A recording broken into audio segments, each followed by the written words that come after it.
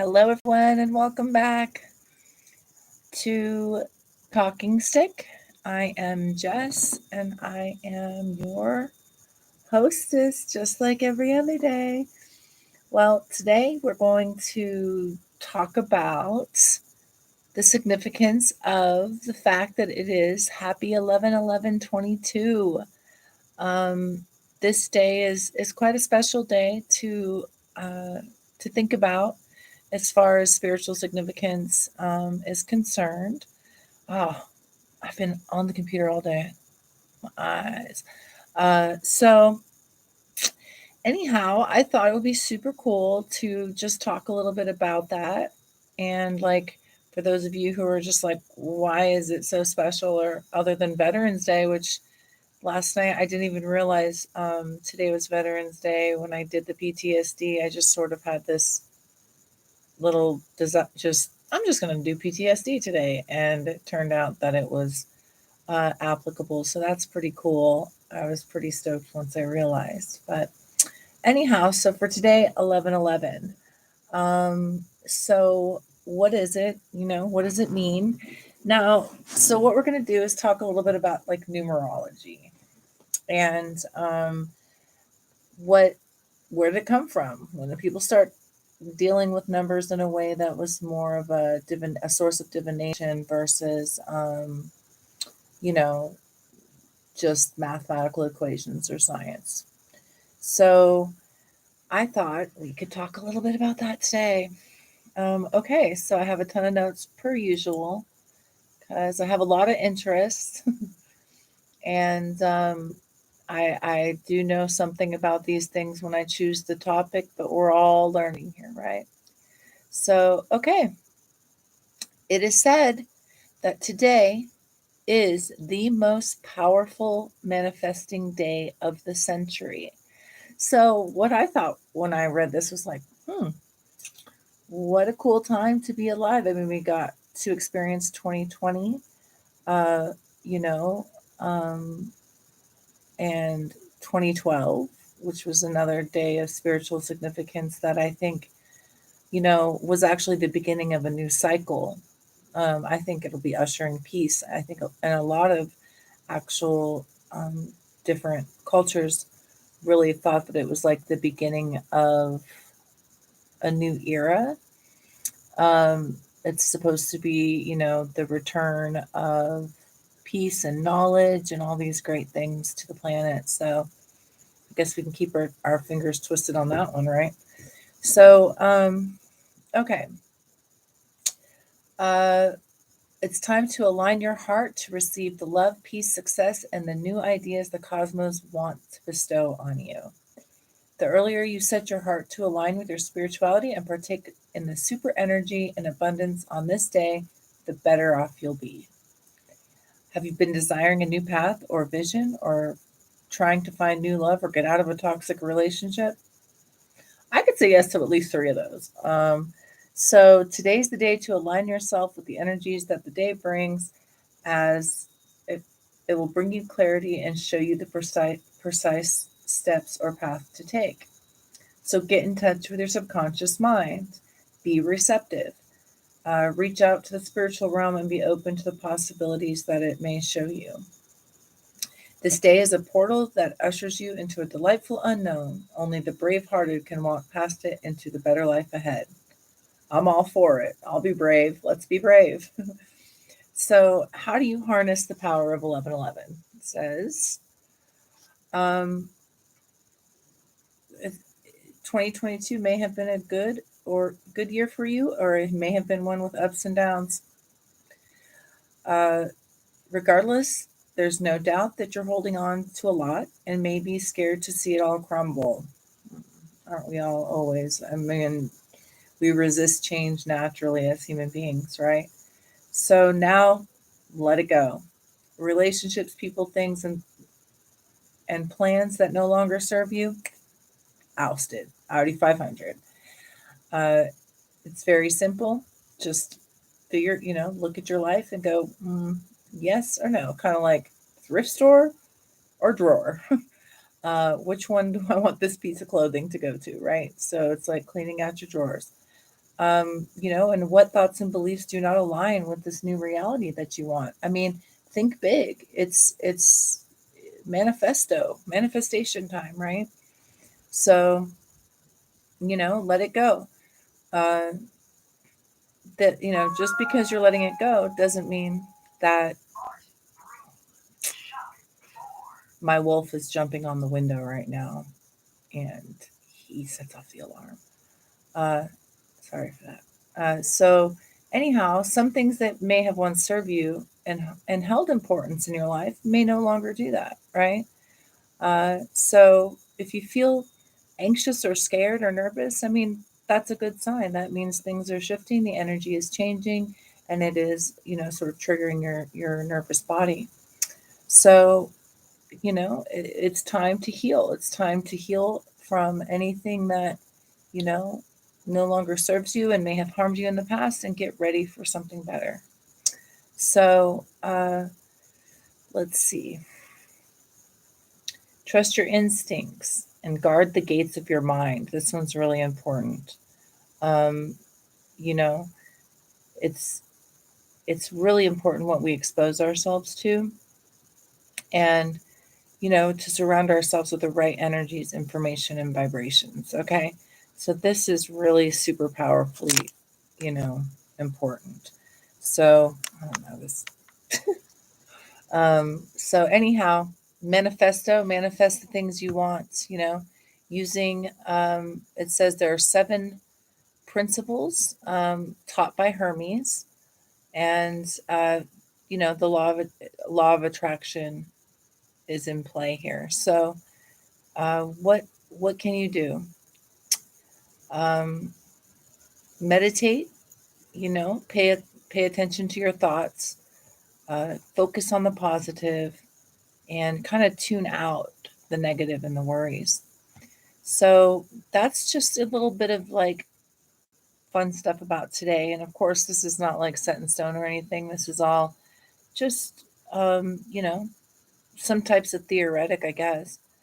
But, I became very interested as to like where did numerology begin, and what is the basis, and how old is it? Like, where does it come from?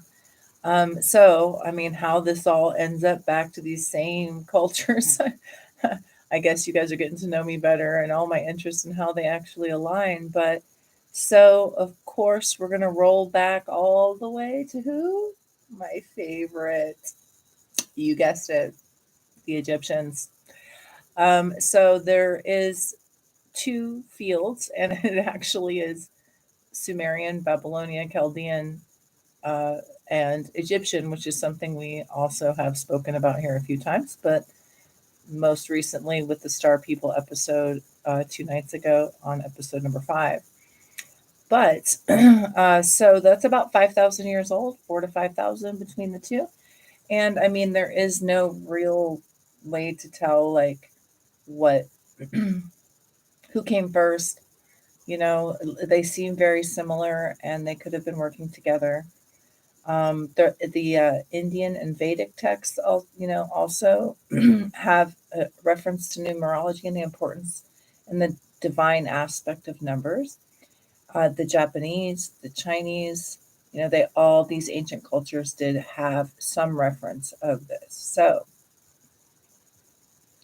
Egyptian numerology lies under the premise that before birth, we contracted with a karmic board in the spirit realm to achieve specific goals, complete karmic lessons, advance our spiritual directive, and to understand our pure essence of being divine love. This is why I love the Egyptians. So just in case we forgot, which, these days we have, none of us really know what we're here to do. um, so this vital information was encoded in our birth name and birth date. So those things are not a mistake. So it's actually like a reminder, right? So you just have to take your name, and there are charts to do this, your birthday, add up all the numbers, even then, so, like for example, my birthday came to a number 23, which makes me a life path 5. And I'll read that to you. The Chaldean life path 5 is actually pretty accurate in my opinion. So I think it's so cool.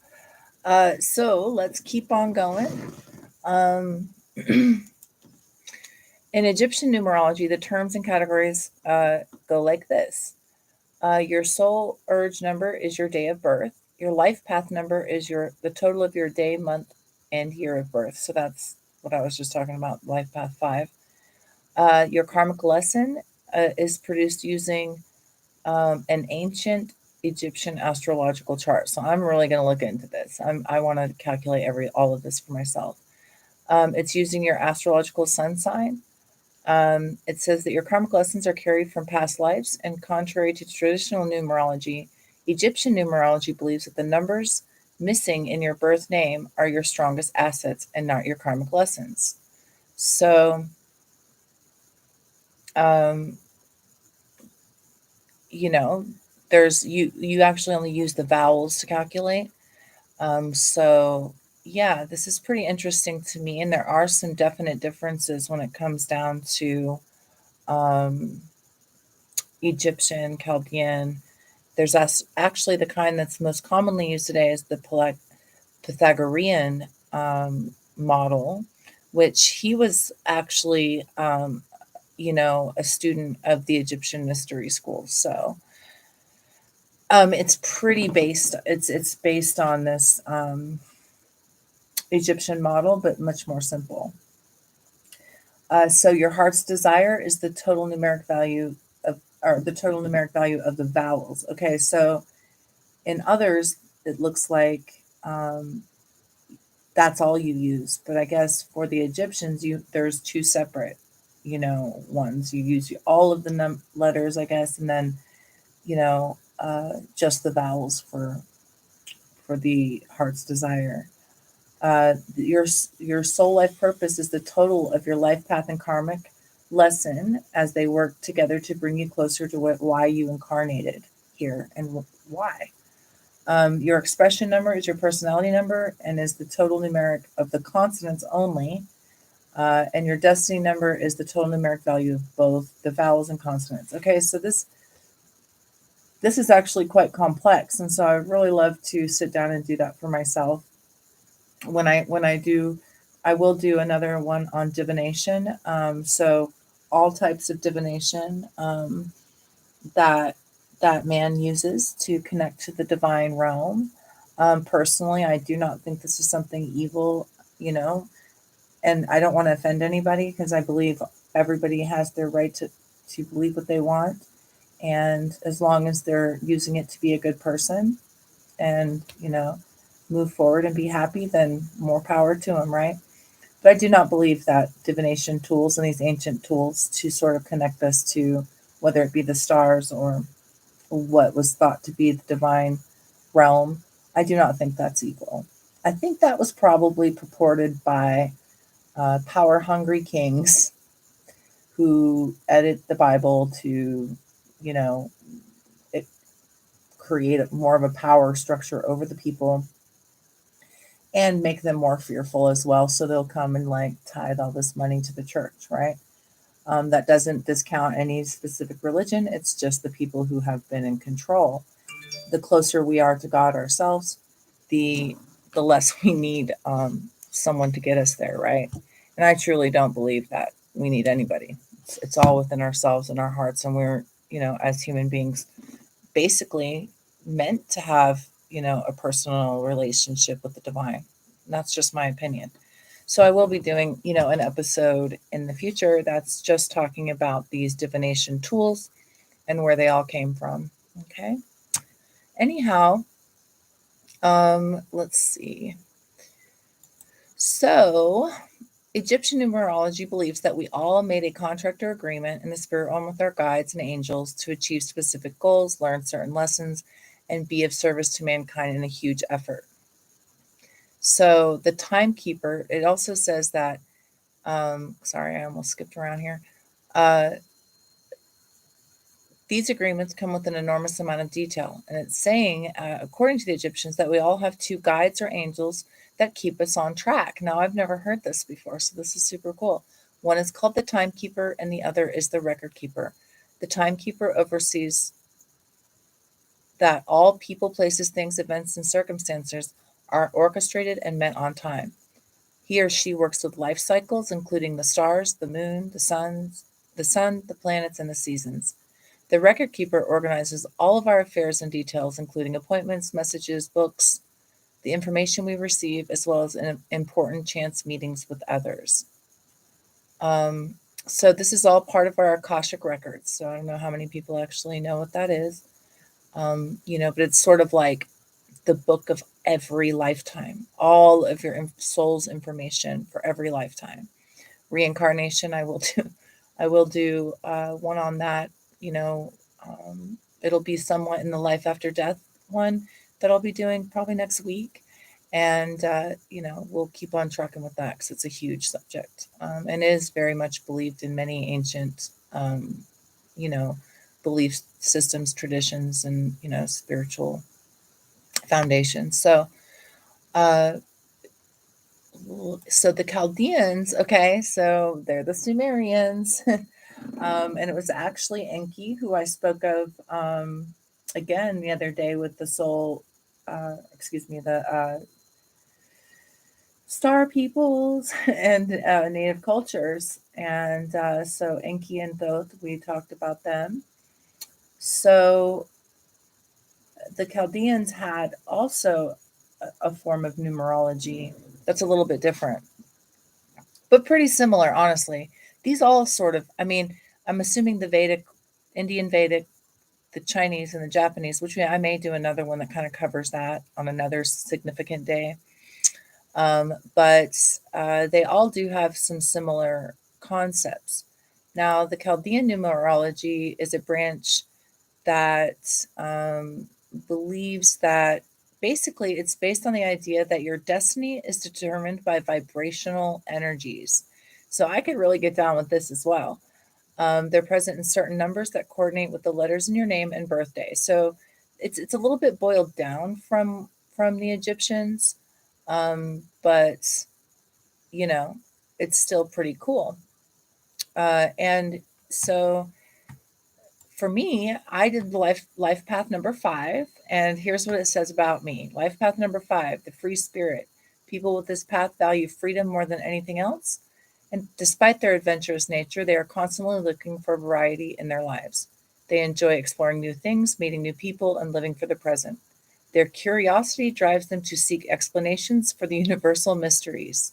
Repetition or routine irritates them, and a strong motivator, this charismatic personality is passionate about freedom and the welfare of others. So that's pretty on point for me, actually, just from like adding up some numbers. And there's only 9, and some people remove that life path number 9 as and only use 8 in this theoretic. So in the Pythagorean chart, there is a life path number, a birthday number, first impression number, inner soul number, character number, and expression number. And of course, Pythagoras was alive in about 500 BC. So all of these actually date back to before Christ, and the birth of Christ. So I think that's pretty interesting. And so again, this one uses something very similar. It's very, very similar to the other two. And like I was saying, Pythagoras was, an Egyptian mystery school, which is thought to be a basis of, again, Thoth or Thoth and his emerald tablets, and, just sort of surrounding that schooling or school of thought. So it's basically amended, and it is used today. So if you just looked up numerology plain, the chances are you're going to actually find the Pythagorean numerology school of thought. So I thought it would be interesting to talk a little bit about, I got to put my glasses on. My eyes are starting to hurt. To talk a little bit about today's numbers. So now that we've spoken about, numerology, number one, so 1111, new beginnings, new paths, following new vision and creation. Okay, so that's what number one means. Number two is represents love, luck, joy, expansion, and peace. So 1111 2022, we're really, really hitting hard, um, with that. And so, it looks like it's just going to be a really good year for new beginnings, for expansion, um, for following new vision and creation. And so for me, that's already been really something that's been going on, letting go of the toxic relationships and, kind of that which doesn't serve me, and trying to, forge new pathways and new manifestations. That's all something I've been kind of experiencing intuitively. So it's really cool to see how this is, how it aligns. And so yeah, I think it's a really interesting concept. I'm not a real math person, to be honest, but I am someone who really does enjoy patterns in life, and I definitely notice number patterns. There's also the repeating numbers you may have heard, like angel numbers. If you've heard of that, it'll be like 1111 is one, 222 is one, 555. And I always make a wish at that point. But, there is significance to um, angels and what they may be, your angels may be communicating to you, because there is the idea that we all have, a spiritual team around us that is guiding and protecting us to make it through um, our life and do what it is we're supposed to do for the amount of time that we're here, right? So I find that to be super interesting, but I'm not going to go into angel numbers because, again, it kind of falls more on that divinatory concept that we will cover at another time. But so, I mean, you guys, like manifesto, it's the biggest manifestation day of the century. I think that's amazing. And I'm so grateful to be here to experience it and see what can be manifested, from the heart. And I know for myself, I love the idea of manifestation and like the practice therein of it. And for me, it's always a real heart centered experience. And I feel like if you try to manifest from your mind, it actually splinters the manifestation, and you may get a semblance of what you thought you wanted or what you were trying to manifest, but it will be a lesser than. And with the heart, because you're kind of inviting the divine in through that divine vessel that is the heart. To me, it's always been like, I want something here, and the universe is like, girl, what? Like, I got you, and it's just way cooler. I could never, my human mind could never have even fathomed some of the stuff that's actually happened, in result of my heart manifestations. So I encourage everyone, just believe in it. What's going to hurt? Believe in yourself, believe in what your heart desires and what you're here to do. And I also encourage you, I'm going to do this to go over, I'm going to put the links below, but to go and calculate your numbers, and like figure out what you came here for. But, it's kind of, now it just seems a little bit, maybe people think it's a little bit squirrely, but to me, I think it's super cool, and it's just really fun to look into what the ancients believed and put it to the test. So, all right, well, I will not be here this weekend. I will be preparing. I got a new iPhone 14, and it has a much better camera than this one. So I'm going to test it out and see if, as I said last night, until we get kind of a bigger following, I will be just pre-recording these, and I will still allow for chat for people as they're watching to make comments. It will premiere. Each one will premiere. I likely in the evenings. I think that there are probably more people available to, sort of watch at 7:42 Pacific Standard Time, which is 10:42 East Coast. But they will be there and available to watch at your leisure. And, I look forward to when we have more people and I can go live, from wherever, and keep on trucking with this and we can interact. So that's really my point. I'd love to have interactive value here. So anyway, happy 11/11, and may all of your deepest dreams and desires of your heart become reality before you. May you all be healthy, may you all be happy and at peace with yourselves and with the life that you live. And if you're not, change it. You can. Anything is possible, and I really believe that. So, with that being said, I thank you for being here. I will see you on Monday with a whole new slew of topics. They'll all, like I said, they'll all be set up. You can see what's going to be going down for the week. Please feedback. Please like. Please share. Please subscribe. I will be looking out for those things and your comments. Okay. All right. Well, thanks again for showing up. And that's all we can do. Like I say, what is it that what's the theme? Showing, growing, and glowing, right? And so today of all days, we've shown, we're ready to grow through this portal, this crazy portal that we get to be here for, and walk through that door with courage and bravery and create the life that's the dream on earth, right? Okay, loves, I will see you Monday. Have a wonderful weekend. And once again, thanks so much for being here. Okay, bye.